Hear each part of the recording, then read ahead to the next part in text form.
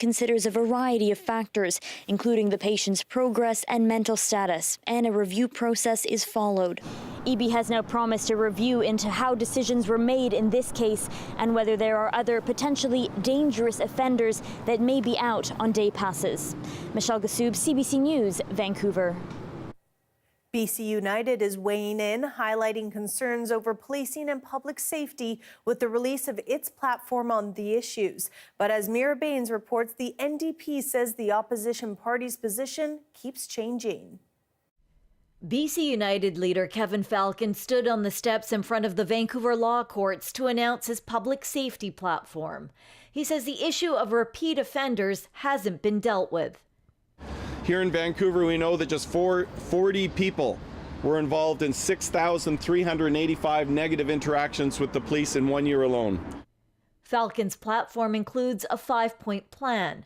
Falcon says when he becomes premier, he will aggressively hire police officers to fill 500 vacancies, end decriminalization of illicit drugs, provide some offenders with the choice of addictions treatment or jail, treat all crimes seriously, and pursue drug dealers in civil court for selling lethal drugs. Together, these steps will take us in a dramatically different direction so that we get away from the situation we find ourselves in British Columbia. BC's public safety minister says the opposition party's platform is a flip-flop. Well, it's hard to take Kevin Falcon seriously on what he announced today for a number of reasons. One day he and his party are in favor of decrim. Now they're saying they're not in favor of decrim. The party also wants to fund body-worn cameras for all police in BC. BC United is releasing its platform as the party tries to drum up support and name recognition ahead of next year's election. The move also comes as federal Conservative leader Pier tours Vancouver Island. The popularity of that party seems to be rubbing off on the fledgling BC Conservatives, who are in direct competition with BC United. Whether it feels that there's a threat on its right side, given that the BC Conservative Party seems to be doing relatively well at the moment. Polls suggest that it is enjoying greater recognition and some support. Again, in the wake of that BC United name change, perhaps there is a feeling that they need to shore up support. Still, the NDP government is the party in power, and a provincial election is over a year away. The province plans to bring its Police Act reforms this fall. Mira Baines, CBC News, Vancouver. Alleged Ponzi schemer Greg Martel has been found guilty of civil contempt of court, and a warrant for his arrest has been issued. Martel is the disgraced Victoria mortgage broker who owes more than $250 million to 1,200 investors. In a ruling, a judge says it was clear Martel was not abiding by numerous court orders compelling him to produce financial records. His whereabouts are uncertain, although he is rumored to be in Thailand at one point. The opening of the long-awaited new hospital in Surrey has been pushed back 3 years and is an extra $1 billion over the original budget. Provincial officials broke ground on the new facility today. It will bring 168 more hospital beds to the area, a second emergency department, and a new cancer care center. But Health Minister Adrian Dix says it won't open until 2030, 3 years later than expected. This is a fundamental investment that will be transformative for healthcare in Surrey. The option of not going forward is not a good option. The new hospital was originally planned to cost $1.72 billion. That budget has now ballooned to $2.88 billion, and the BC United is not wasting any time in calling out the increased price tag. It's announcement after announcement, but very little results. People want to see results, and the fact that now we've almost doubled the cost of this project is really concerning. It seems to be more and more expense on the public with less and less results. The province says the increased costs are due to inflation, supply chain disruptions, and labor shortages. Others, like the Surrey Board of Trade, say while waiting for the hospital to finish, exponential growth is continuing.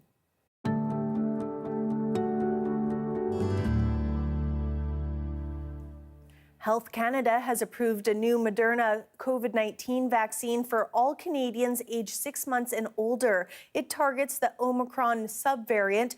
As Christine Burek reports, it's expected to be rolled out alongside the fall flu shot in early October. With the latest COVID-19 shot now approved, this is the advice from Health Canada.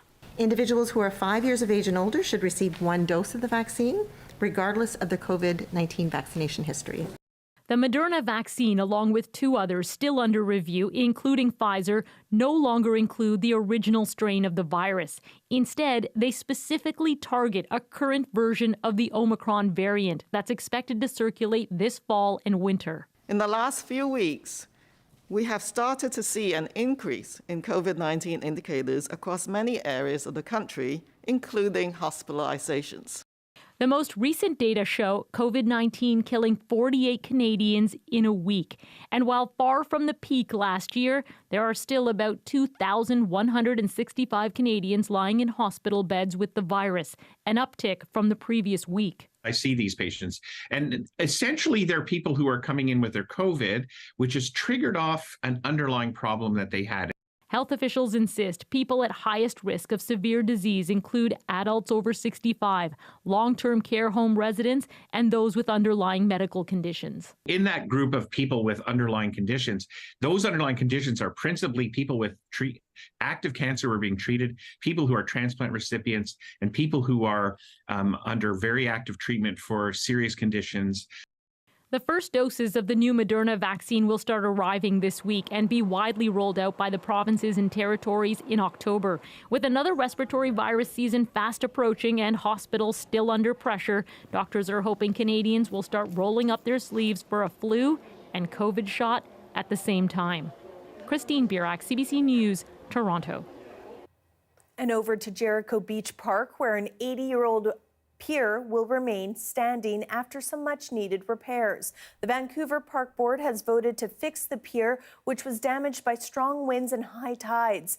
The decision goes against a staff recommendation to have it demolished. The staff report says the pier was at risk of further damage from climate events, and removing it would be an opportunity for reconciliation. Instead, the board voted to repair it at an estimated cost of $1.7 million.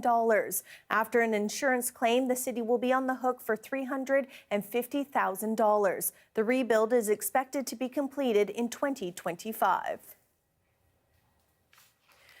The BC SPCA has seized 17 dogs from a North Okanagan area breeder after they were found in distress and living in squalid conditions. These dogs were living in unexcusable conditions, whether it was in urine and feces soaked, the crates had vomit.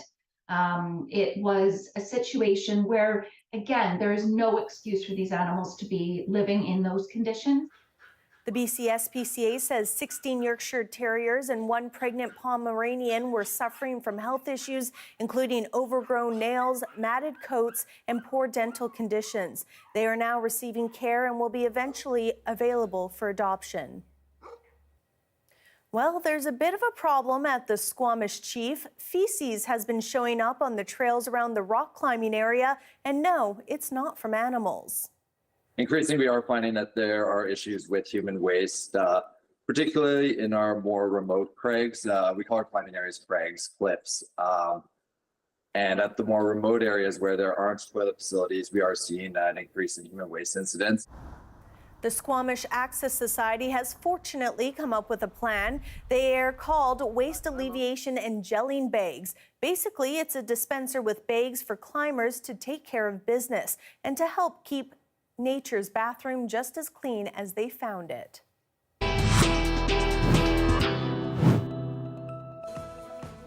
Coming up after the break, part 2 of a series on the use of portable classrooms in BC and how numbers show it's a province-wide issue.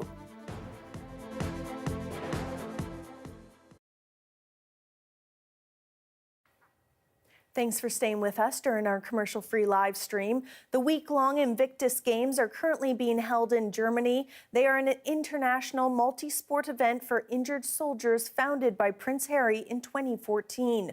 One of the competitors representing Canada this year is a retired Armed Forces sergeant from Winnipeg.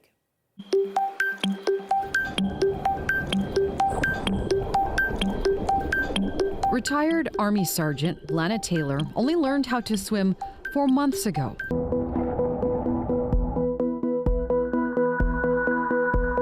I have always wanted to learn to swim, and I've always been afraid to swim. And with the Invictus groups, they encourage you to take on something new for your recovery.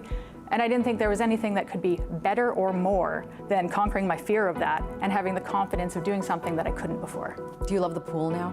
I do. I am going to keep swimming. I really love it.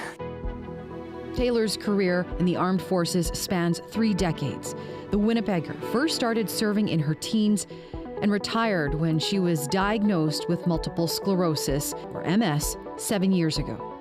I was pretty shocked at the time because I, at that point, felt invincible, thought I could do anything forever, didn't think there'd be a limit on my physical abilities. But after learning what I could do, and I learned that, with exercise you can improve things, with nutrition you can improve things. So over the last 3-4 years especially, I've been working a lot on adjusting as much as I can adjust within my control to make the MS as manageable as possible. It was a big challenge, and it's something I was very scared of.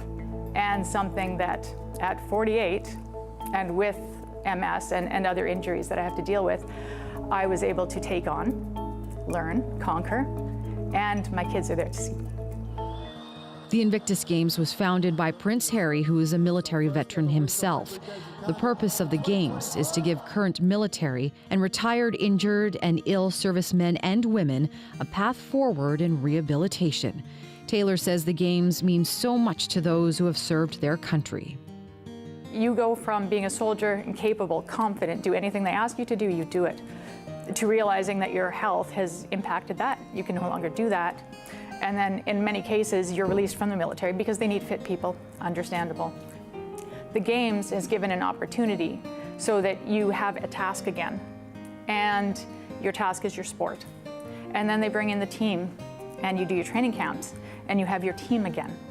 There is nothing more powerful in the world than going from not doing something to being able to do something and having the support of the people around you who understand, because we are all on the same path. The Invictus Games take place in Dusseldorf, Germany from September 9th to the 16th. Marjorie Dowhouse, CBC News, Winnipeg.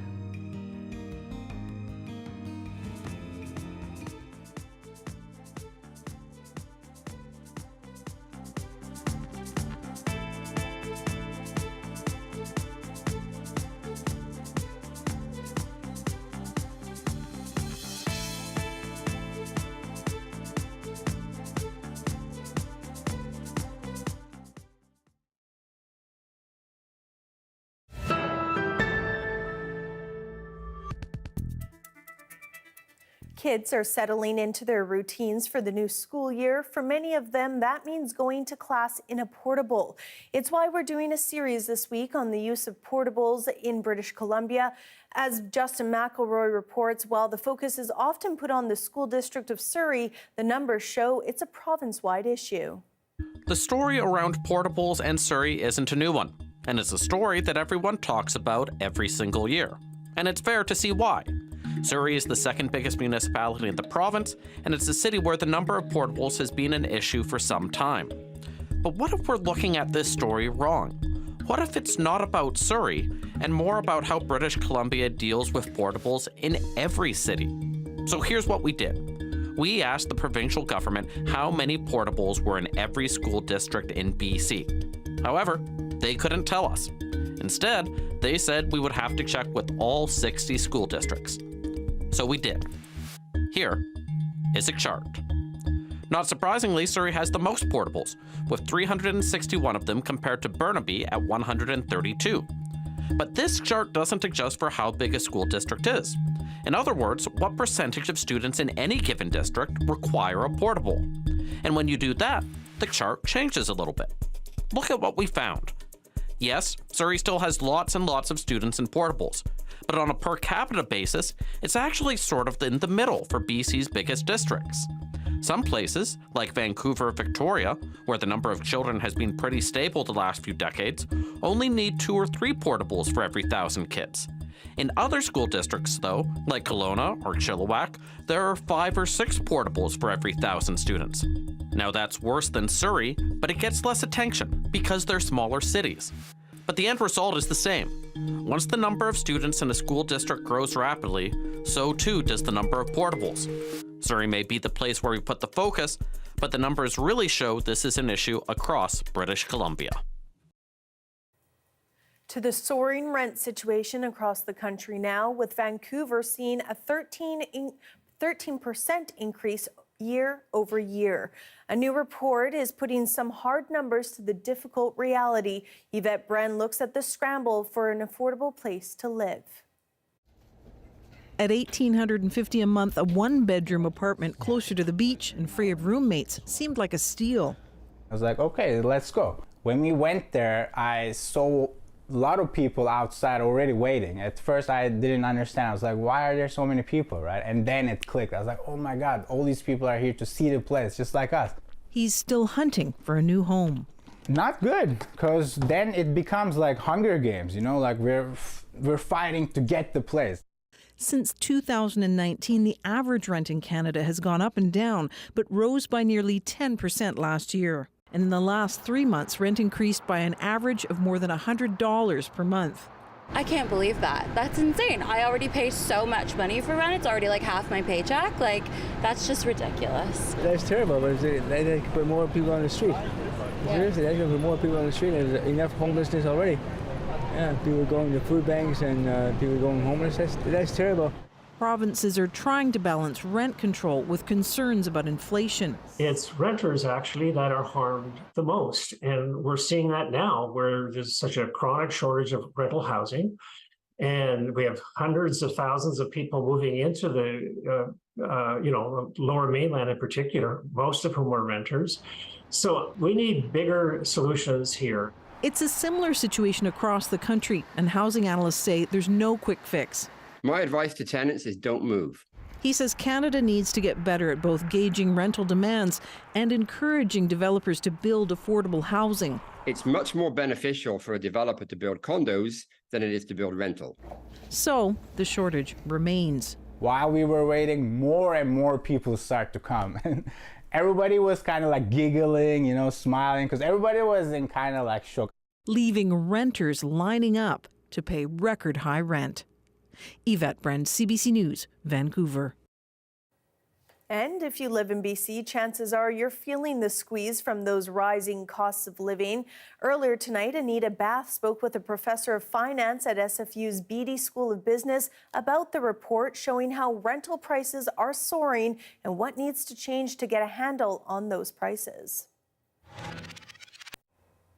Well, I believe that report. I think that's quite accurate, and it's really quite striking, especially considering that many units are under rent control.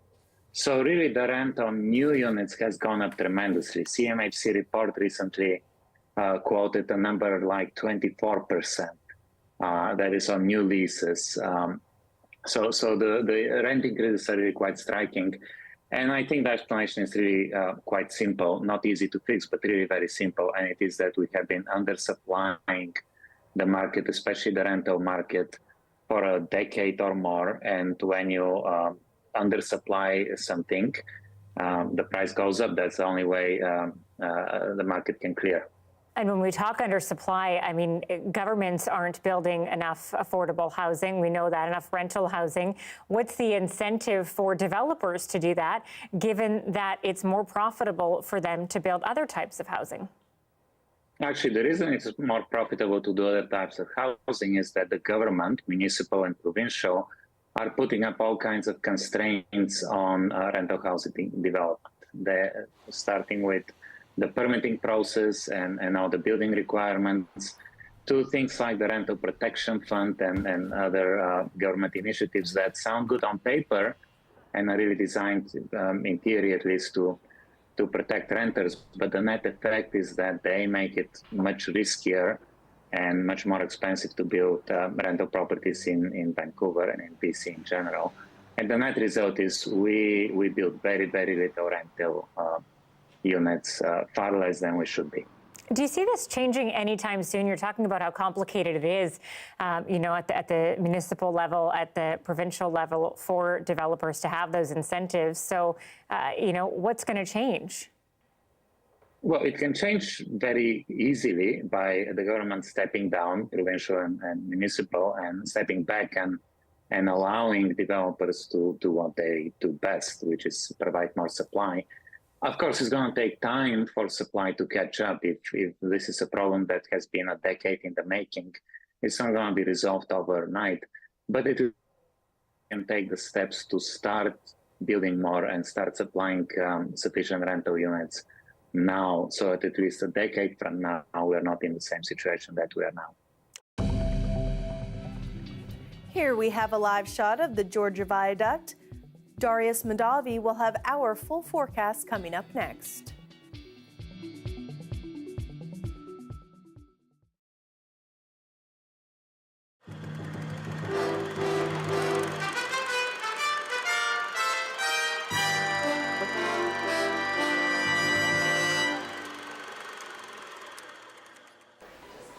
It's one of those trendy downtown bars. People sitting around making small talk, reading magazines. Except instead of killing off brain cells, the proprietors of this establishment claim to rejuvenate them. Yeah, we do deliver flavored oxygen. Yes, oxygen is what they are dispensing here. $17 a snort. Average time of consumption, 20 minutes. Detect some orange flavoring and nothing yet, except it feels like I'm in the hospital with intravenous or something. But is it comfortable? Oh, sure. It smells kind of funny as it wafts up your nose, and this is definitely not the most attractive accessory for sitting around in a bar. But hey, this place makes some pretty good claims. Delays cell aging process or stimulates blood circulation. Isn't that a medical claim? Not necessarily. That's just a matter, that's common sense stuff. Physiologically, I mean, you don't have to be a brain surgeon to figure out that if your body, if the hemoglobin in your blood itself is much more efficient, quite obviously it's going to lower the stress levels. This is the storage room. The goods are stored here and sent via pipes out to the front room. It's identical to what you would find in a hospital with the same specifications. Bill used to own a leasing company. He got the idea for his oxygen bar from a company in Toronto, the only other city to have one, even though sports teams, hospitals, and even Michael Jackson have been using them for years. Located right outside Vancouver's new library, where 8,000 people a day walk by, if oxygen is going to fly, it should be successful here. And while doctors may dispute whether or not it actually makes a difference, the customers seem pleased. I definitely feel different. I feel like something is coming out of this tube. I haven't quite identified it yet. Deborah Goebel, CBC News, Vancouver.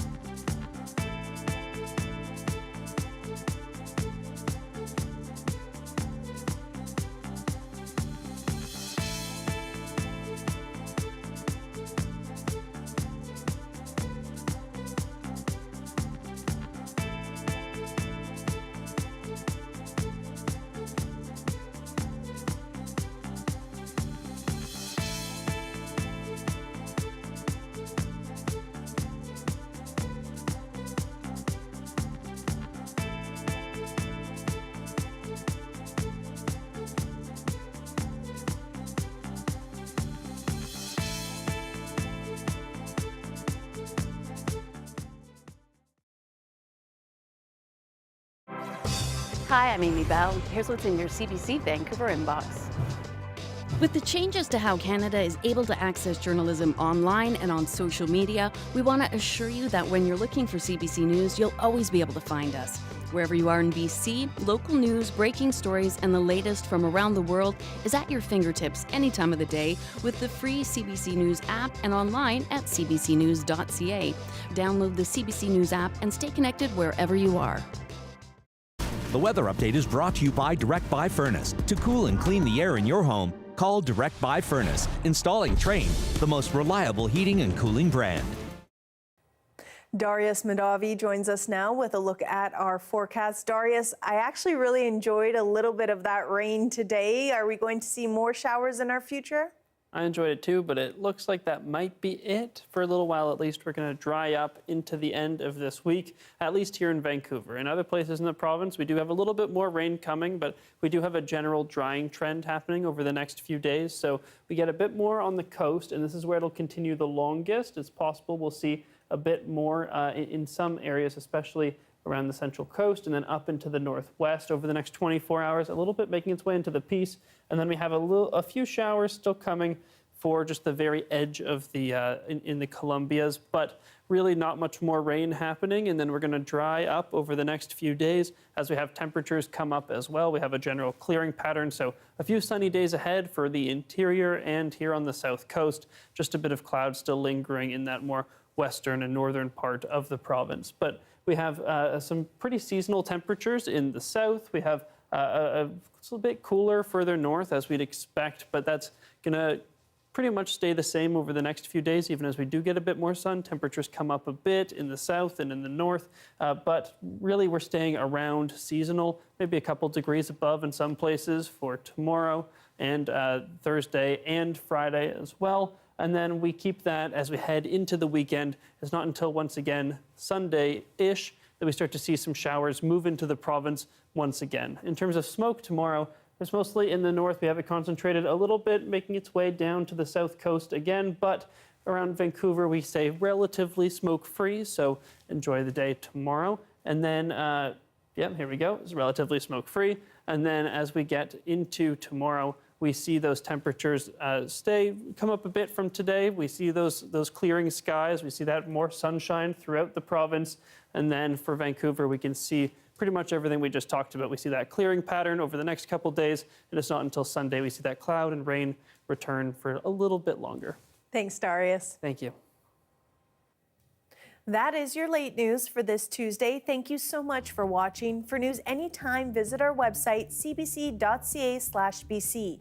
Your next local news is on the early edition on CBC Radio 1. That starts tomorrow morning at 5:30. Have a great night.